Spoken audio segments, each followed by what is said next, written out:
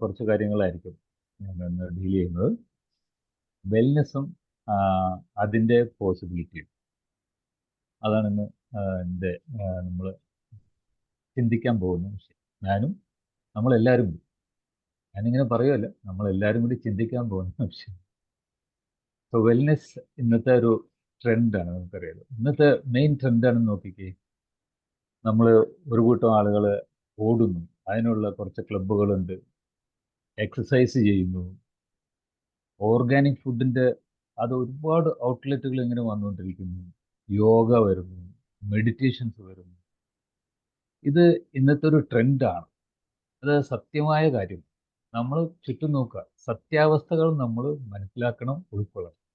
ഇതൊരു ട്രെൻഡാണ്. വെൽനെസ് ഒരു ട്രെൻഡാണ്. എന്തുകൊണ്ടാണ് ആളുകൾ ഈ ട്രെൻഡുകളിലേക്ക് തിരിയാനുള്ള റീസൺ? അവര് ചുറ്റുപാടും കാണുന്ന അനുഭവത്തിലൂടെ ഉണ്ടാക്കിയെടുത്ത കൺക്ലൂഷൻസ്. എന്താണ് ആ ചുറ്റുപാടും കാണുന്നത്? വലിയ വലിയ ഹോസ്പിറ്റലുകളുണ്ട്, ഒരുപാട് ഹൈലി എഡ്യൂക്കേറ്റഡ് ആയിട്ടുള്ള ഡോക്ടേഴ്സ് ഉണ്ട്, ടെക്നിക്സ് ഉണ്ട്, പലതരം മെഡിസിൻസ് ഉണ്ട്, എല്ലാം വെൽ അഡ്വാൻസ്ഡ് ആണ്. പക്ഷേ നമ്മളുടെ ലൈഫ് സ്റ്റൈൽ ഡിസീസ് എല്ലാം നമ്പർ ഇൻക്രീസ് ചെയ്തുകൊണ്ടിരിക്കുന്നു, ഓട്ടോമിൻ ഡിസീസുകൾ ഇൻക്രീസ് ചെയ്തുകൊണ്ടിരിക്കുന്നു. ഒരു ഹെൽത്ത്, ഒരു ക്വാളിറ്റി ഹെൽത്ത് അത് കിട്ടുന്നുണ്ടോ? അത് മാത്രമല്ല, നമ്മുടെ ഹെൽത്ത് പ്രൊട്ടക്റ്റ് ചെയ്യാനായിട്ട് ഈ ഇതൊക്കെ ഇൻക്രീസ് ചെയ്യുവാണെങ്കിലും ഇതൊക്കെ പ്രൊട്ടക്റ്റ് ചെയ്യാൻ സാധിക്കുന്നുണ്ടോ? ഈ ലൈഫ് സ്റ്റൈൽ ഡിസീസുകൾ ഈ സെറ്റ് ഓഫ് ഓർഗനൈസേഷൻ കൊണ്ട് തടയാൻ പറ്റുന്നുണ്ടോ? അല്ലെങ്കിൽ തള്ളിവിടാനും പറ്റുന്നുണ്ടോ? അതുമാത്രമല്ല, പണ്ട് കാലങ്ങളിൽ ലൈഫ് സ്റ്റൈൽ ഡിസീസുകൾ 70കളിലും 80കളിലും വയസ്സ് ആ പ്രായങ്ങളിൽ ഉണ്ടായിരുന്നു. ഇപ്പോൾ 30കളിലും 40കളിലേക്ക് വരുന്നു. അപ്പം ഇങ്ങനെ ആളുകൾ ചുറ്റും കാണുകയും അതിൽ നിന്നുണ്ടാവുന്ന വ്യാകുലതയും ആകാംക്ഷയും ഒക്കെ കൂടിയാണ് ഈ ഒരു തീരുമാനങ്ങളിലേക്ക് എത്തുന്നത്. അപ്പോൾ ഈ ചുറ്റുപാടും കാണുന്ന അനുഭവത്തിൽ ആളുകൾ തീരുമാനിക്കുന്ന ഈ ഒരു ഓർഗനൈസേഷൻ അസുഖങ്ങൾ മാനേജ് ചെയ്യാൻ പറ്റുന്നുണ്ടുള്ളൂ എന്നത് സത്യമാണ്. മാനേജ് ചെയ്യാൻ പറ്റുന്നത് കൊണ്ടാണ് പല ആൾക്കാരും ഇന്നും ജീവിച്ചിരിക്കുന്നത്. അത് സത്യമായ അവസ്ഥ. അപ്പം മാനേജ് ചെയ്യാൻ പറ്റുന്നുണ്ട്. പക്ഷേ ഹെൽത്തിൽ ഈ ഒരു ഓർഗനൈസേഷൻ നമുക്ക് എത്രമാത്രം കോൺട്രിബ്യൂട്ട് ചെയ്യാൻ പറ്റുന്നുണ്ട്, സഹായിക്കാൻ പറ്റുന്നുണ്ട്, അത് സംശയമായി തുടങ്ങി. അപ്പോൾ ആളുകൾ സ്വയം എൻ്റെ ഹെൽത്ത് എൻ്റെ കയ്യിലാണ്, ഞാൻ അതിനു വേണ്ടി എന്തെങ്കിലും ചെയ്തേ പറ്റുള്ളൂ. ഇവർക്ക് ഈ ഒരു ഓർഗനൈസേഷൻസിന് എനിക്ക് ഹെൽത്ത് തരുന്നതിൽ പരിമിതികളുണ്ട്, അത് അവർക്ക് സാധ്യമാവുന്നില്ല. അപ്പോൾ ആളുകൾ അവരുടേതായ രീതിയിൽ പല കാര്യങ്ങൾ അന്വേഷിക്കുന്നു, ചെയ്യുന്നു. ചില കാര്യങ്ങൾ നന്നാവുന്നു, ചില കാര്യങ്ങൾ ശരിയാവുന്നില്ല. ഇത് ഇങ്ങനെ ഓരോ അന്വേഷണങ്ങളും തിരിച്ചറിവുകളും ഉണ്ടാക്കിക്കൊണ്ടിരിക്കുന്ന അവസ്ഥയാണ്. ഇതും സത്യമാണ്. നമ്മൾ ചുറ്റും നോക്കുക, ഇങ്ങനെ അന്വേഷണങ്ങളും പല കാര്യങ്ങൾ ചെയ്യുന്നതും അതിലൂടെ കുറേ തിരിച്ചറിവുകളും ഉണ്ടാക്കിക്കൊണ്ടിരിക്കുന്ന ഒരവസ്ഥയിലാണ് ഇപ്പോൾ നമ്മൾ പോയിക്കൊണ്ടിരിക്കുന്നത്. ഒരു എക്സാമ്പിൾ, കഴിഞ്ഞ ഒരു മാസം മുമ്പ് സെറോദ ഫിറ്റ്നസ് എന്ന് പറഞ്ഞിട്ടൊരു ഓർഗനൈസേഷൻ വെൽ എസ്റ്റാബ്ലിഷ്ഡ് ആണ്. അതിൻ്റെ CEO ആണ് നിതിൻ കമത്ത് എന്ന് പറഞ്ഞിട്ട്. നിതിൻ കമത്ത് അദ്ദേഹത്തിന് നല്ല well fit, six pack body, well height, weight maintain, എല്ലാം ഫാറ്റ് കണ്ടന്റ് എല്ലാം മെയിൻറ്റെയിൻഡ് ആണ്. പക്ഷേ സ്ട്രോക്ക് വന്നു. റിക്കവർ ചെയ്തു, വിതിൻ 3 വീക്സ് റിക്കവർ ചെയ്തു. പക്ഷേ അതിലൂടെ അവർ ഉണ്ടാക്കിയെടുത്ത കുറച്ച് തിരിച്ചറിവുകളുണ്ട്. അത് എക്സാമ്പിൾ, അതിൻ്റെ കൂടെ അദ്ദേഹത്തിന് അറിയുന്ന വേറൊരു എൻ്റർപ്രനർ ഉണ്ട്, ദിലീപ് കുമാർ എന്ന് പറഞ്ഞിട്ട്, കോ ഫൗണ്ടറും കൂടെയാണ് ഈ സെറോദ ഫിറ്റ്നസിൻ്റെ. അദ്ദേഹം പറഞ്ഞ വാക്കുകളാണ് ഇപ്പോൾ എനിക്ക് എടുത്തു പറയാനുള്ളത്. ഈ നമ്മൾ എല്ലാവരും പല അന്വേഷണങ്ങളും ഉണ്ട്, പല കാര്യങ്ങൾ ചെയ്യുന്നുണ്ടെന്നുള്ളത് ശരി. അദ്ദേഹം പറഞ്ഞ വാക്കുകൾ ഇതാണ്: being fit is not equal to being healthy. ഈ വാക്കുകൾ, ഈ സെൻറ്റൻസ് നമ്മൾ ഓർത്ത് വയ്ക്കുക. ഫിറ്റ് ആണെന്ന് വിചാരിച്ചിട്ട് ഹെൽത്തി ആവണമെന്നില്ല. അതൊരു തിരിച്ചറിവ്. ഇങ്ങനെ നമ്മളുടെ ആളുകളുടെ അന്വേഷണങ്ങളിൽ പല തിരിച്ചറിവുകളൊക്കെ ഉണ്ടാക്കിക്കൊണ്ടിരിക്കുന്ന ഒരവസ്ഥയിലൂടെയാണ് നമ്മളെല്ലാവരും പോയിക്കൊണ്ടിരിക്കുന്നത്. സോ എന്താണ് വെൽബീയിങ്? നമ്മൾ ശരിക്കും ആലോചിക്കണം. ഹെൽത്ത് എന്താ? ഹെൽത്ത് സീരിയസ് ആയിട്ട് തന്നെ നമ്മൾ ആലോചിക്കണം. എന്തുകൊണ്ടെന്ന് വെച്ചാൽ, ഈ തിരിച്ചറിവ് ഉണ്ടാക്കാൻ അവനെ പ്രേരിപ്പിക്കുന്ന ഘടകം എന്താണെന്ന് വെച്ചാൽ, ലൈഫ് കാണാൻ തുടങ്ങി. ലൈഫ്, നമ്മൾ ജീവിതമാവുന്ന യാത്രയിൽ നമ്മളെല്ലാ സ്ഥലത്തും കൊണ്ടുപോകുന്നത് നമ്മളുടെ ആരോഗ്യം. ശരീരം ഉണ്ടായിട്ടും കാര്യമില്ല, ആരോഗ്യമില്ലെങ്കിൽ ഒരു കാര്യമില്ല. പൈസ ഉണ്ടായിട്ടും കാര്യമില്ല, അതൊന്നും ഉണ്ടായിട്ട് കാര്യമില്ല. സോ ഹെൽത്ത് ഇമ്പോർട്ടൻ്റ് ആയി, ലൈഫ് ഇമ്പോർട്ടൻ്റ് ആയി, ലൈഫ് ഇമ്പോർട്ടൻ്റ് ആകുമ്പോൾ ഹെൽത്ത് ഇമ്പോർട്ടൻ്റ് ആയി. അപ്പോൾ നമ്മൾ ശരിക്കും ആലോചിക്കുന്നത് എന്താണ് ഹെൽത്ത് ബാധിക്കുന്ന, ഇൻഫ്ലുവൻസ് ചെയ്യുന്ന ഘടകങ്ങൾ. നമ്മൾ ശ്വസിക്കുന്ന വായു, കുടിക്കുന്ന വെള്ളം, കഴിക്കുന്ന ഭക്ഷണം, നമ്മുടെ ഫിസിക്കൽ ആക്ടിവിറ്റി, നമ്മുടെ മാനസിക നില, സൂര്യനുമായിട്ടുള്ള നമ്മുടെ എക്സ്പോഷർ, ഇങ്ങനെ 5-6 കാര്യങ്ങളാണ് നമ്മുടെ ഹെൽത്തിനെ ഇൻഫ്ലുവൻസ് ചെയ്യുന്നത്. ഈ ഘടകങ്ങളിലെല്ലാം സ്ഥിതി എന്താണ്? വളരെ മോശമാണ്. ആ 10, 50, 100 കൊല്ലം മുമ്പുള്ള എയർ സ്ഥിതിയല്ല ഇന്ന്. എയർ പൊല്യൂട്ടഡ് ആണ്, വാട്ടർ മിനറൽ വാട്ടർ ഇല്ല, പൊല്യൂഷൻ ഉണ്ട്, ഫുഡ് ഉണ്ട്, പക്ഷേ ന്യൂട്രീഷൻ വാല്യൂ ഇല്ല, പലതരം പെസ്റ്റിസൈഡ്സ്, കെമിക്കൽസ് അകത്ത് കിടക്കുന്നു, ഫിസിക്കൽ ആക്ടിവിറ്റി ഇല്ല, മെന്റൽ സ്ട്രെസ് അധികമാണ്, സൺ എക്സ്പോഷർ ഇല്ല. അപ്പോൾ നമ്മളൊന്ന് ആലോചിക്കുക, ഇതൊക്കെയാണ് നമ്മുടെ ആരോഗ്യത്തിനെ ഇൻഫ്ലുവൻസ് ചെയ്യുന്ന ഘടകങ്ങളെങ്കിൽ, ഈ ഘടകങ്ങളുടെ സ്ഥിതികളൊക്കെ ഇങ്ങനെയാണെങ്കിൽ ഒരു ഓട്ടോമാറ്റിക് നോർമൽ ഗുഡ് ഹെൽത്ത് എവിടെയുള്ളത്? ഇല്ല. ഓട്ടോമാറ്റിക് ഹെൽത്ത് ഇല്ല. നമ്മൾ ജസ്റ്റ് ചുമ്മാ അങ്ങ് ജീവിച്ചു പോയി കഴിഞ്ഞാൽ, നമ്മളിപ്പോൾ ചെയ്തുകൊണ്ടിരിക്കുന്ന രീതിയിൽ കിട്ടുന്ന ഭക്ഷണമൊക്കെ കഴിച്ച് അങ്ങനെ അങ്ങ് പോയിക്കൊണ്ടിരിക്കുന്നതിൽ ഓട്ടോമാറ്റിക് ഹെൽത്ത് ഇല്ല. സത്യമാണ്. ഓട്ടോമാറ്റിക് ഹെൽത്ത് ഇല്ല എന്നുള്ളത് തിരിച്ചറിവില്ല. അപ്പോൾ നമ്മൾക്ക് അതിനു വേണ്ടി ഒരു പ്ലാനും ഡിസിപ്ലിൻഡ് ആയിട്ടുള്ള ആക്ടിവിറ്റീസും ഉണ്ടാക്കിയാൽ മാത്രമാണ് നമ്മൾക്കൊരു ഹെൽത്ത് ഉള്ളൂ. ഇതാണ് സത്യമായ അവസ്ഥ. നമ്മളൊരു തീരുമാനം എടുക്കും, ഇന്ന് എനിക്ക് നല്ലൊരു ഹെൽത്ത് കിട്ടണമെങ്കിൽ ഒരു പ്ലാൻ വേണം, അതിന് ഡിസിപ്ലിൻഡ് ആയിട്ടുള്ള ആക്ടിവിറ്റീസ് വേണം. അപ്പോൾ എന്തൊക്കെയാണ് നമ്മുടെ ഹെൽത്തിന് വേണ്ട ഘടകങ്ങൾ? ന്യൂട്രീഷ്യസ് ഫുഡ് വേണം, പോഷകമൂല്യമുള്ള ഭക്ഷണം വേണം, റെഗുലർ ആയിട്ടുള്ള എക്സസൈസ് വേണം, ആഡിക്വേറ്റ് റിലാക്സേഷൻ സ്ലീപ്പ് വേണം, നല്ല പോസിറ്റീവ് മൈൻഡ് സെറ്റ് വേണം. ഈ 4 ഘടകങ്ങൾ വളരെ നിർബന്ധം. ഈ 4 ഘടകങ്ങളിലും ഇവിടെ പല ആൾക്കാരും അതിന് പല കാര്യങ്ങളും ചെയ്യുന്നുണ്ട്.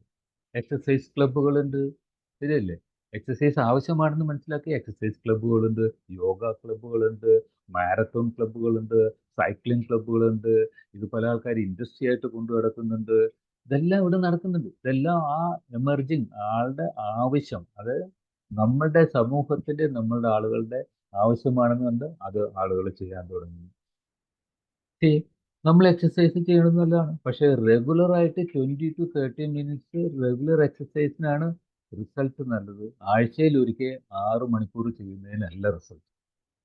എന്താണ് എക്സസൈസിന്റെ അഡ്വാൻറ്റേജ്? നമ്മുടെ സർക്കുലേഷൻ കൂടുന്നു, നമ്മൾ നമ്മൾ ഫീൽ ഗുഡ് കെമിക്കൽസ് ആയ എൻഡോർഫിൻ എന്നുള്ള കെമിക്കൽസ് നമ്മൾ റിലീസ് ചെയ്യുന്നു, ഫീൽ ഗുഡ് ഫീലിംഗ് ഉണ്ടാവും, സ്ട്രെസ് കുറയുന്നു, ബോഡിയുടെ ഇൻഫ്ലമേഷൻ കുറയുന്നു, എനർജി ഫീലിംഗ്, ഫിറ്റ് ഫീലിംഗ്. അത് എക്സസൈസ് ഒരു പ്രധാന ഘടകമാണ്. അപ്പോൾ അതും ഇവിടെ നടക്കുന്നുണ്ട്. ഇനി quality sleep, adequate sleep and relaxation. 6 to 8 hours sleep വേണം. അതെന്തിനു വേണ്ടിയാണ്? നമുക്ക് ക്ലെൻസിങ് തരും. നമ്മളുടെ ബോഡി ക്ലെൻസ് ചെയ്യാനും റിഫ്രഷ് ചെയ്യാനും ഡീടോക്സിഫൈ ചെയ്യാനും നമുക്ക് സ്ലീപ്പ് ആവശ്യമാണ്. വീണ്ടും ആക്റ്റീവോടുകൂടി വർക്ക് ചെയ്യണമെങ്കിൽ നമുക്ക് റിഫ്രഷ് ചെയ്ത് കൊടുക്കണം. അതിനാണ് സൗണ്ട് സ്ലീപ്പ് ആവശ്യമാണ്. അലർട്ടായിട്ടിരിക്കണമെങ്കിൽ നമുക്ക് സൗണ്ട് സ്ലീപ്പ്, നമുക്ക് പറയുന്ന കാര്യങ്ങൾ ശ്രദ്ധിക്കാനും പഠിക്കാൻ, ഇതെല്ലാം ലേണിംഗ്, എല്ലാത്തിനും റിഫ്രഷ് ചെയ്ത് കൊടുക്കും. അപ്പോൾ സ്ലീപ്പ് ആവശ്യമാണ്, ബോഡിയുടെ ഡീടോക്സിഫിക്കേഷൻ സ്ലീപ്പ് ആവശ്യമാണ്. അപ്പോൾ അത് പറഞ്ഞു കൊടുക്കാനും, എങ്ങനെ ഉറങ്ങണം, ഏത് ടൈമിൽ ഉറങ്ങണം, അതിന് എത്ര മണിക്കൂർ, അപ്പോൾ ഇതും നടക്കുന്നു. അപ്പോൾ ഇതിനെ ഫോക്കസ് ചെയ്ത് അത് ആളെ പറഞ്ഞു കൊടുക്കാനും ഓർഗനൈസേഷൻസ് വരുന്നു. പോസിറ്റീവ് മൈൻഡ് സെറ്റ് ഇന്ന് വളരെ ഇമ്പോർട്ടൻ്റ് ആണ്. ഇന്ന് നമ്മൾ വിദ്യാഭ്യാസം കഴിഞ്ഞ് ജോലി എവിടെ, എവിടെ എന്നാണ്. ഹോപ്പ്ലെസ്നെസ് ധാരാളമായി നിലനിൽക്കുന്നു. ഇനി ഉള്ള ഒരു ജോലി കിട്ടിയാൽ അതിന് നമ്മൾ ഉദ്ദേശിക്കുന്ന രീതിയിലുള്ള വരുമാനം കിട്ടും, അത് സ്ട്രെസ്.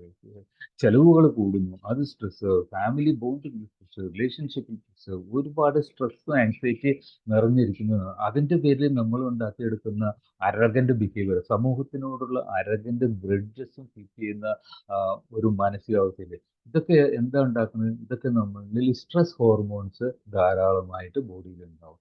സ്ട്രെസ് ഹോർമോൺസിന്റെ ഇതെന്താ? Fight and flight. അവർ കൂടുതൽ ഫോക്കസ് ചെയ്യുന്നത് നമ്മളുടെ ഫൈറ്റ് ആൻഡ് ഫ്ലൈറ്റിലാണ്. ആ ഹോർമോൺസ് എന്ന് പറയുന്നത് നമ്മളുടെ രക്തം മുഴുവനും കൈകാലുകളിലേക്ക് ഒഴുകും. അതിൻ്റെ ബുദ്ധിമുട്ട് എന്താ? നമ്മുടെ ശരീരത്തിൽ ഇൻഫ്ലമേഷൻ കൂടുന്നു, ഓക്സിഡേറ്റീവ് സ്ട്രെസ് കൂടുന്നു. ദെൻ വൈറ്റൽ ഓർഗൻ, നമ്മുടെ ഈ സ്ട്രെസ് ഹോർമോൺസ് വരുമ്പോൾ നമ്മുടെ ബ്ലഡ് കൂടുതലും കൈകാലുകളിലേക്ക് ഒഴുകാനാണ് സഹായിക്കുന്നത്. അപ്പോൾ ആ ഹോർമോൺസിന്റെ ഡ്യൂട്ടി അതാണ്, കൈകാലുകളിലേക്ക് ബ്ലഡ് ഒഴുകും. അപ്പോൾ നമ്മുടെ ഇന്റേണൽ ഓർഗാൻസിന്റെ പ്രൊഡക്ടിവിറ്റി കുറയും. നമ്പർ 1 സ്ട്രെസ് വന്നു കഴിഞ്ഞാൽ. നമ്പർ 2 ഇമ്മ്യൂണിറ്റി കുറയും. അതെങ്ങനെയാ? എക്സാമ്പിൾ പറയാം. നമ്മളിങ്ങനെ വയറിളക്കം അല്ലെങ്കിൽ ഒരു അസുഖം വന്ന് നമ്മളിങ്ങനെ കിടക്കുകയാണ്. അപ്പോൾ അങ്ങനെ അപ്പോൾ നമ്മളുടെ ഇമ്മ്യൂണിറ്റി അത് കൗണ്ടർ ചെയ്യാനായിട്ട് ഫൈറ്റ് ചെയ്യുന്നുണ്ട്. അപ്പോൾ നമ്മളെ ഒരു പുലി ഓടിച്ചു വിടുന്നു. അപ്പോൾ നമ്മൾ വിചാരിക്കുമോ ഇതെല്ലാം മാറിയിട്ട് ഓടാന്ന്? ഇല്ല. നമ്മൾ അപ്പോഴേക്കും എഴുന്നേറ്റ് ഓടുന്നു. അപ്പോൾ നമ്മൾക്ക് എന്താ വേണ്ടത്? സ്ട്രെസ് ഹോർമോൺസ് ആണ്. സ്ട്രെസ് പുലി ഓടിച്ചു വിടുന്ന സ്ട്രെസ് ഹോർമോൺ. അപ്പോൾ സ്ട്രെസ് ഹോർമോൺസ് കൈകാലുകളിലേക്ക് ബ്ലഡ് ഒഴുകുന്നു. അപ്പോൾ ആ എനർജി മുഴുവനും സ്ട്രെസ് ഹോർമോൺസ് ആ പ്രശ്നം ഡീൽ ചെയ്യാനുള്ള ആ ഇതിലേക്ക് പോകുന്നു. അപ്പോൾ പക്ഷെ നമുക്ക് വയറിളക്കമുണ്ട്. അതിനും എനർജി വേണ്ടേ? അതെങ്ങനെയാ? അപ്പോൾ ഫുൾ എനർജി നമ്മൾക്ക് ആ സ്ട്രെസ് ഹോർമോൺ ആക്ടിവിറ്റീസിൽ കൊണ്ടുപോകും. പക്ഷേ നമ്മളുടെ ഇമ്മ്യൂണിറ്റിക്കുള്ള എനർജി കുറയും. അപ്പം ഇമ്മ്യൂണിറ്റി ഡൗൺ ആവും. നമ്മളൊരു നോർമൽ വ്യക്തി വെറുതെ വീട്ടിലിരുന്ന് എന്തൊക്കെയോ ആലോചിച്ച്, വീട്ടിലെ കാര്യങ്ങൾ ആലോചിച്ച്, സൊസൈറ്റിയിലെ കാര്യങ്ങൾ ആലോചിച്ച്, പൊളിറ്റിക്കൽ കാര്യങ്ങൾ ആലോചിച്ച്, എംപ്ലോയ്മെന്റിലെ കാര്യങ്ങൾ ആലോചിച്ച് ചുമ്മാ സ്ട്രെസ് ക്രിയേറ്റ് ചെയ്യുന്നു. പക്ഷെ ബോഡിക്ക് അറിയില്ലല്ലോ പുലിയാണോ എന്താണോ ഓടിക്കുന്നത്. സ്ട്രെസ് ഹോർമോൺസ് ആണ് റിലീസ് ചെയ്യുന്നത്. അതിങ്ങനെ ആ എനർജി ആ ആക്ടിവിറ്റീസിലേക്ക് കൊടുക്കും. നമ്മുടെ ഇമ്മ്യൂണിറ്റി കുറവ്. റെഗുലറായിട്ട് സ്ട്രെസ് കീപ്പ് ചെയ്യുന്നവരുടെ ഇമ്മ്യൂണിറ്റി ഡൗൺ ആവും. ഇന്റലിജൻസ് കുറയും. അതെങ്ങനെയാണ്? നമ്മൾക്ക് സ്ട്രെസ് ഹോർമോൺസ് റിലീസ് കഴിഞ്ഞാൽ റിഫ്ലക്സ് ആക്ഷൻ ആണ് വേണ്ടത്. അതിന് നമ്മളുടെ ബ്രെയിനിന്റെ ബാക്കിലെ ഏരിയ ആണ് വേണ്ടത്. കൈകാലുകൾ ഓടാൻ. അപ്പൊ ബാക്കിൽ ഏരിയ. നമ്മളുടെ ഇന്റലിജൻസ് ഫ്രണ്ടിലാണ്. അപ്പൊ സ്ട്രെസ് ഹോർമോൺസ് ബ്ലഡ് നമ്മുടെ ഫ്രണ്ട് സൈഡിലുള്ള ബ്രെയിനിന്റെ ഭാഗത്ത് നിന്ന് കൂടുതലും ബാക്ക് സൈഡിലേക്ക് പോകുന്നു റിഫ്ലക്സ് ആക്ഷൻ വേണ്ടി. അപ്പം എമർജൻസി ആക്ടിവിറ്റീസ് ഉണ്ട്. അപ്പൊ നമ്മളുടെ ബുദ്ധിപരമായിട്ടുള്ള കാര്യങ്ങൾ കുറയുന്നു, ഇന്റലിജൻസ് കുറയുന്നു. സോ ഇന്ന് അത് ഡീൽ ചെയ്യാൻ പോസിറ്റീവ് മൈൻഡ് സെറ്റ് ഡീൽ ചെയ്യാൻ ബുക്കുകൾ ഇറങ്ങുന്നു, ഓഡിയോ പ്രോഗ്രാമുകൾ ഇറങ്ങുന്നു, ഫംഗ്ഷനുകളുണ്ട്, ഇഷ്ടംപോലെ അതിന് വേണ്ട ആക്ടിവിറ്റീസ് ഉണ്ട്. അപ്പോൾ ഇതും ആളുകൾ അനുഭവിക്കുന്ന പ്രശ്നങ്ങൾക്ക് സോൾവ് ചെയ്യാനും അതിൻ്റെ ആക്ടിവിറ്റീസേക്കും ആളുകൾ ഹോൾഡ് ചെയ്യുന്നു. ദെൻ ന്യൂട്രീഷൻ, പോഷകമൂല്യം. ഇന്ന് നമുക്ക് ഭക്ഷണമുണ്ട്. പക്ഷേ ഭക്ഷണങ്ങൾ നല്ല രീതിയിൽ ന്യൂട്രീഷൻ തരുന്നില്ല എന്നുള്ള ബോധ്യം വന്നിട്ടുണ്ട്. അതുകൊണ്ടാണ് ആൾക്കാർ ഓർഗാനിക് ഫുഡിലേക്ക് മാറുന്നത്. പിന്നെ ന്യൂട്രീഷൻ സപ്ലിമെന്റ്സിലേക്ക് വരുന്നുണ്ട്. അപ്പോൾ ആളുകൾക്ക് ന്യൂട്രീഷൻ സപ്ലിമെന്റ്സ് പിന്നെ സിന്തറ്റിക് ആയിട്ട് വരുന്നുണ്ട്, പ്ലാന്റ് ബേസ്ഡ് ആയിട്ട് വരുന്നുണ്ട്. അപ്പോൾ ഈ ഒരു ആവശ്യത്തിനും അത് ഡീൽ ചെയ്യാനും ആളുകൾ വരുന്നുണ്ട്. അതിൻ്റെ പ്രോഡക്ട്സുകൾ സർവീസുകൾ വരുന്നുണ്ട്. സപ്ലിമെന്റേഷൻ വേണം. നമ്മുടെ ഫുഡിൽ കുക്കിങ്ങിലൂടെയും സോയിൽ ഡിപ്പൊല്യൂഷനിലൂടെയും ട്രാൻസ്പോർട്ടേഷനിലൂടെയും അതിൻ്റെ ക്വാളിറ്റി നഷ്ടപ്പെടുന്നു. ഭക്ഷണമുണ്ട് പക്ഷേ ന്യൂട്രീഷൻ വാല്യൂ ഇല്ല. അപ്പോൾ ബോഡിക്ക് ഈ ചലഞ്ചസ് ഫേസ് ചെയ്യാൻ പറ്റുന്നില്ല. അപ്പോൾ ന്യൂട്രീഷൻ ഫുഡ് ഉണ്ടാക്കണം. അപ്പോൾ ഫുഡിനെ ന്യൂട്രീഷ്യസ് ആക്കാൻ സപ്ലിമെന്റിൻ്റെ ആവശ്യകത വരുന്നു. അതിന് വേണ്ട ആൾക്കാർ അതിന് വേണ്ട കാര്യങ്ങൾ വരുന്നു. സോ ഇത് ഒരു സമൂഹത്തിന്റെ ആവശ്യമാണ്. അതിനെ ഡീൽ ചെയ്യാനായിട്ട് അതുമാണ് വരുന്നത്. ഓരോ ആവശ്യങ്ങൾക്കനുസരിച്ച് അത് ഡീൽ ചെയ്യാൻ പ്രോഡക്റ്റും സർവീസുകളും വരുന്നുണ്ട്. Then water. വാട്ടർ നോക്കൂ, ക്വാളിറ്റി വാട്ടർ. ഇന്ന് സമൂഹം അനുഭവിച്ചു തുടങ്ങുന്നത് ഇനി ഒരു ക്രൈസിസ് ആവാൻ പോകുന്ന ഒരു പ്രശ്നമാണ് quality water, quality drinking water. അതൊരു വിഷയമാണ്. ഇനി നമ്മൾ കൺട്രികൾ തമ്മിലും സ്റ്റേറ്റുകൾ തമ്മിലും ആളുകൾ തമ്മിലും ഉണ്ടാകാൻ പോകുന്ന ഒരു പ്രശ്നം വാട്ടറിനെ ബേസ് ചെയ്തായിരിക്കും. Quality drinking water. അതൊരു ഇഷ്യൂ സ്റ്റാർട്ട് ചെയ്ത് കഴിഞ്ഞു. അതിനെ ബേസ് ചെയ്ത് ആളുകൾ അതിന് പ്രോഡക്ട്സ് സർവീസ് ഇറക്കി തുടങ്ങി. എന്താ? Quality drinking water, water filtration, water treatment system. അത് കീപ്പ് ചെയ്യാനായിട്ട് വാട്ടർ ഇല്ലാതെ പറ്റും. ക്വാളിറ്റി വാട്ടർ ആവശ്യമാണല്ലോ. അതിന് ഡീൽ ചെയ്യാനും സർവീസുകളും പ്രോഡക്ട്സുകളും ആയിട്ട് വരുന്നു. Then quality air. നമ്മൾ ശ്വസിക്കുന്ന എയർ ക്വാളിറ്റി അല്ല, അതും ഒരു വിഷയമാണ്. അപ്പോൾ അത് ക്വാളിറ്റി എയർ ഇല്ലെങ്കിൽ ഒരുപാട് അനാവശ്യമായിട്ടുള്ള കെമിക്കൽസും പുകകളും ഫ്യൂംസും എല്ലാം ബോഡിയിൽ ഇൻഫർമേഷൻ, ഓക്സിഡേറ്റീവ് സ്ട്രെസ്, ഇതൊക്കെ റീസൺസ് ആണ്. നമ്മുടെ ലൈഫ് സ്റ്റൈൽ ഉണ്ടാകാനുള്ള റീസൺസ് ആണ്. സോ അത് ഡീൽ ചെയ്യാനായിട്ട് എയർ ട്രീറ്റ്മെന്റ്, എയർ പ്യൂരിഫയർ, ഇതും ഒരു സമൂഹത്തിന്റെ ആവശ്യമായി വന്നിരിക്കുന്നു. അത് ഡീൽ ചെയ്യാനായിട്ട് അത് സോൾവ് ചെയ്യാനായിട്ട് പ്രോഡക്ട്സ് ആൻഡ് സർവീസസ് ആയിട്ട് വന്നുകൊണ്ടിരിക്കുന്നു. ദെൻ നമ്മൾ പലതരം കെമിക്കൽസ് ആയിട്ട് കോണ്ടാക്ട് ചെയ്യും. ഇപ്പൊ ലേഡീസിൽ ഏറ്റവും കൂടുതൽ വിഷയം ഉണ്ടാകാനുള്ള റീസൺ അവർ ഏറ്റവും കൂടുതൽ ക്ലീനിങ് ഇതുമായിട്ട് ഡീൽ ചെയ്യുന്നതുകൊണ്ടാണ്. പലതരം ക്ലീനിങ് സൊല്യൂഷൻസ് ആയിട്ട് അവർ ഡീൽ ചെയ്യുന്നു. പലതരം കെമിക്കൽസ് ആയിട്ട് കോണ്ടാക്ട് വരുന്നു. ഇന്ന് ഏറ്റവും കൂടുതൽ നമ്മൾ ക്ലീനിങ് സൊല്യൂഷൻ ഫോസ്ഫേറ്റ് ഫ്രീ ആണോ, സൾഫേറ്റ് ഫ്രീ ആണോ, കെമിക്കൽസ് ഉണ്ടോ, ഹാംഫുൾ ആണോ, ഇതെല്ലാം അന്വേഷിക്കുന്നുണ്ട്. ഇപ്പൊ ആളുകൾ അന്വേഷിക്കുകയാണ്. എക്കോ ഫ്രണ്ട്ലി ക്ലീനിങ് സൊല്യൂഷൻസിലേക്ക് ആളുകൾ അന്വേഷിക്കുക. അപ്പൊ അതിന് സർവീസ് കൊടുക്കുന്ന ആളുകൾ എമർജ് ചെയ്ത് തുടങ്ങി. അതിനും പ്രോഡക്ട്സുകൾ എമർജ് ചെയ്ത് തുടങ്ങി. ദെൻ പല നമ്മൾ ഉപയോഗിക്കുന്ന ലിപ്സ്റ്റിക്ക്, സോപ്പുകള്, കോസ്മെറ്റിക്സ് ഇതെല്ലാം പല കെമിക്കൽസ് ഉണ്ടെന്നും അതെല്ലാം നമ്മൾക്ക് പല പ്രശ്നങ്ങളും ഉണ്ടാക്കുന്നുള്ള തിരിച്ചറിവുകൾ ഉണ്ടാക്കിയിട്ടുണ്ട്. അതുകൊണ്ട് പാരബൻ ഫ്രീ ആണോ, മറ്റേ ഡെർമറ്റോളജിക്കലി ടെസ്റ്റഡ് ആണോ, പ്ലാന്റ് ബേസ്ഡ് കോൺസെൻട്രേറ്റ്സ് ഉണ്ടോ, ഇങ്ങനെ അന്വേഷിക്കാൻ തുടങ്ങിയിട്ടുണ്ട്. ഓരോ പ്രോഡക്റ്റുകളും നോക്കുമ്പോൾ ഇതിൽ അതുണ്ടോ, ഇതെല്ലാം അന്വേഷണം. അതായത് സമൂഹത്തിന്റെ ഒരു ആവശ്യങ്ങളും അവന്റെ ആകുലതകളിൽ നിന്നുള്ള സൊല്യൂഷന് വേണ്ടി അവനിങ്ങനെ നോക്കിക്കൊണ്ടേയിരിക്കും. അപ്പോഴാണ് നമുക്ക് വേണ്ടത് ഇതിനുള്ള ഹാംഫുൾ കെമിക്കൽസ് ഇല്ലാത്ത കോസ്മെറ്റിക്സും പേഴ്സണൽ കെയർ വേണം, ഡെർമറ്റോളജിക്കലി ടെസ്റ്റഡ് വേണം. ഇന്ന് ഏറ്റവും കൂടുതൽ ഫോക്കസ് ചെയ്യുന്നത് സ്കിൻ കോസ്മെറ്റിക്സിനേക്കാൾ കൂടുതൽ കോസ്മെറ്റിക്സ് ഉപയോഗിക്കും മാത്രം പോരാ, സ്കിന്നിന് ഒരു ന്യൂട്രീഷനും കൂടെ വേണം എന്നുള്ള ചിന്താഗതിയിലേക്ക് ആളുകൾ കാണും. അപ്പോൾ സ്കിൻ ന്യൂട്രീഷനും ഇമ്പോർട്ടൻ്റ് ആയി തുടങ്ങി. സോ ഇതെല്ലാം നമ്മുടെ ഹെൽത്തിന്, ഇത് നമ്മൾ ഉപയോഗിക്കുന്ന ഭക്ഷണം, നമ്മളുടെ എക്സസൈസ്, നമ്മൾ ഉപയോഗിക്കുന്ന മെറ്റീരിയൽസ്, ഇതെല്ലാം കൂടെ നമ്മളുടെ ഹെൽത്തിനെ ഇൻഫ്ലുവൻസ് ചെയ്യുന്ന പല ഘടകങ്ങളാണ്. അപ്പോൾ ഇതെല്ലാം റെക്ടിഫൈ ചെയ്യാൻ, ഇതിനെല്ലാം സൊല്യൂഷനായിട്ട് പല ഓർഗനൈസേഷനും പല പ്രോഡക്റ്റും സർവീസുമായിട്ട് ഇങ്ങനെ വന്നുകൊണ്ടേയിരിക്കും. ഇതാണ് നമ്മളുടെ ഇപ്പോഴത്തെ പ്രസന്റ് സിറ്റുവേഷൻ. അത് റിയലാണ്, സത്യമാണ്. സോ ഇത് നടക്കുന്നുണ്ട്. നമ്മൾ ചിന്തിക്കുന്നത് നമ്മളുടെ കയ്യിൽ, നമ്മളൊരു എംബിഎ ബിസിനസ് ഓണറുടെ ഇതെല്ലാം ഒറ്റ കുടക്കീഴിൽ നമ്മളുടെ കയ്യിൽ ഉണ്ടെന്നുള്ളൊരു സത്യം നമ്മൾ തിരിച്ചറിഞ്ഞിട്ടുണ്ടോ? സമൂഹത്തിന്റെ ആവശ്യമായിട്ടുള്ള എല്ലാ സംഭവങ്ങളും ഒരൊറ്റ കുടക്കീഴിൽ നിന്ന് നമ്മൾ അത് കയ്യിലുണ്ടോ എന്നുള്ളത് നമ്മൾ തിരിച്ചറിയും. സോ നമ്മൾ ചിന്തിക്കുന്നത് ഇതൊരു സമൂഹത്തിന്റെ ആവശ്യമാണ്, സമൂഹത്തിന്റെ വ്യാധികളാണ്, അതനുസരിച്ചുള്ള പ്രോഡക്റ്റ്സ് ഓരോ കാലഘട്ടത്തിലും അതിനാവശ്യമുള്ള പ്രോഡക്റ്റ്സ് ആൻഡ് സർവീസസ് ആയിട്ട് അത് എമർജ് ചെയ്തുകൊണ്ടിരിക്കും. ഓരോ പ്രോഡക്റ്റുകൾ എമർജ് ചെയ്തുകൊണ്ടിരിക്കും. നമ്മൾക്ക് കാറുകൾ വന്നു, ട്രാക്ടറുകൾ വന്നു, പിന്നെ ടി വി വന്നു, മൊബൈലുകൾ വന്നു, ഫോൺ വന്നു, ഇലക്ട്രിസിറ്റി വന്നു, ബൾബ് വന്നു. ഓരോ കാലഘട്ടത്തിന്റെ ആവശ്യങ്ങളും വ്യാകുലതകളും അനുസരിച്ച് പ്രോഡക്റ്റുകൾ വരും, സർവീസുകൾ വരും.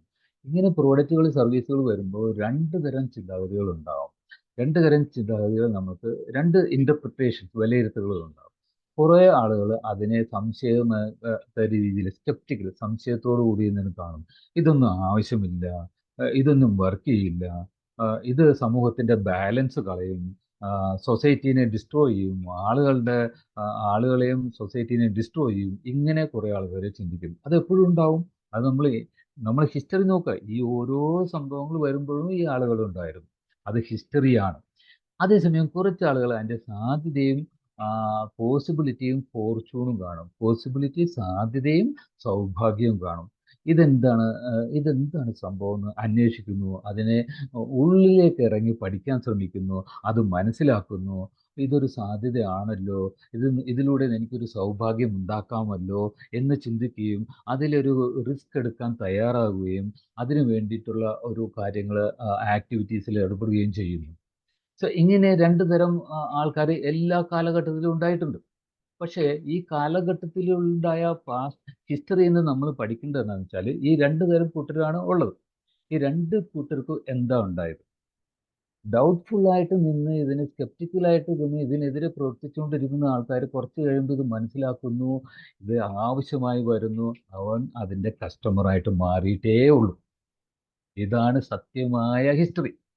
മാറിയിട്ടേ ഉള്ളൂ. ഇതിലൊരു സാധ്യത കണ്ട് അതിനുവേണ്ടി എഫർട്ട് ഇടുകയും ഇവരെല്ലാം ബില്യനേഴ്സ്, മില്യനേഴ്സ് ആയിട്ടുണ്ട്. അതും സത്യമാണ്. ഇതെല്ലാം നമ്മൾ മനസ്സിലാക്കണം. സോ നമ്മൾ ഏത് കാറ്റഗറിയിൽ നിൽക്കുന്നു? നമ്മളെല്ലാവരും സ്വന്തമായിട്ടൊന്ന് ആലോചിച്ച് നോക്കാം. ഇപ്പോൾ സമൂഹത്തിന്റെ ആവശ്യത്തിനുള്ള പ്രോഡക്റ്റ് ആൻഡ് സർവീസ് ആയിട്ട് ഇങ്ങനെ പല കമ്പനികളുണ്ട്. നമ്മളുടെ കയ്യിൽ ഓൾറെഡി ഈ വക പ്രശ്നങ്ങൾക്കെല്ലാം ഡീൽ ചെയ്യാൻ പറ്റുന്ന ഹൈ ക്വാളിറ്റി സംഭവങ്ങൾ എൻ്റെ കയ്യിലുണ്ട്. പ്രോഡക്റ്റിൽ ഇതിനെ നമ്മൾ എങ്ങനെ കാണും? ഇതിൽ സ്കെപ്റ്റിസിസമാണോ പോസിബിലിറ്റി ആണോ കാണുന്നതെന്ന് നമ്മളൊന്ന് വിലയിരുത്തും. സ്വയം വിലയിരുത്തും. ഈ സ്കെപ്റ്റിസിസം കണ്ടവർക്ക് എന്ത് പറ്റി, ഡൗട്ട് ക്രിയേറ്റ് ചെയ്തവർക്ക് എന്ത് പറ്റി, ഹിസ്റ്ററി ചെക്ക് ചെയ്യാം.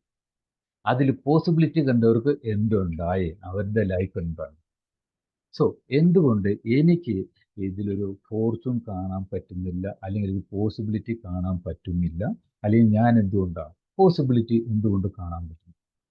അത് ഒരു സംഭവം ഉണ്ടാകുമ്പോൾ നമ്മളൊരു 10 പേര് അറിഞ്ഞു കഴിഞ്ഞാൽ എല്ലാവർക്കും ഒരേ അഭിപ്രായമല്ലല്ലോ. ഡിഫറെൻ്റ് അഭിപ്രായം. ഒറ്റ സംഭവത്തിൽ ഡിഫറെൻ്റ് അഭിപ്രായം. അപ്പോൾ അതിനെ വിലയിരുത്തുന്നത് നമ്മളുടെ മെൻറ്റാലിറ്റിയുടെ വിഷയം. ശരിയല്ലേ? അപ്പോൾ പോസിബിലിറ്റി കാണാൻ പറ്റത് എൻ്റെ മെൻറ്റാലിറ്റിയുടെ വിഷയം. അതാണ് നമ്മൾ തിരിച്ചറിയേണ്ടത്. പോസിബിലിറ്റി ഉണ്ട്. ഒരു എക്സാമ്പിൾ ഉണ്ട്. മെൻറ്റാലിറ്റിയുടെ വിഷയം. ഐഡി ബ്രാൻഡ് അറിയാലോ? ഇഡ്ലിയുടെ ഐഡി 2017 സ്റ്റാർട്ട് ചെയ്ത് PC എന്താ എനിക്ക് സംതിങ് ഐഡി ബ്രാൻഡ് ബാംഗ്ലൂർ ഒരു കിച്ചണിലാണ് സ്റ്റാർട്ട് ചെയ്തത്. ഇഡ്ഡലിയാണ് സപ്ലൈ തുടങ്ങിയത്. ഒരു കിച്ചണിൽ നിന്ന് ഇഡ്ഡലി സപ്ലൈ. ഈ ബാംഗ്ലൂരിന്റെ സ്ഥിതി അറിയാമോ?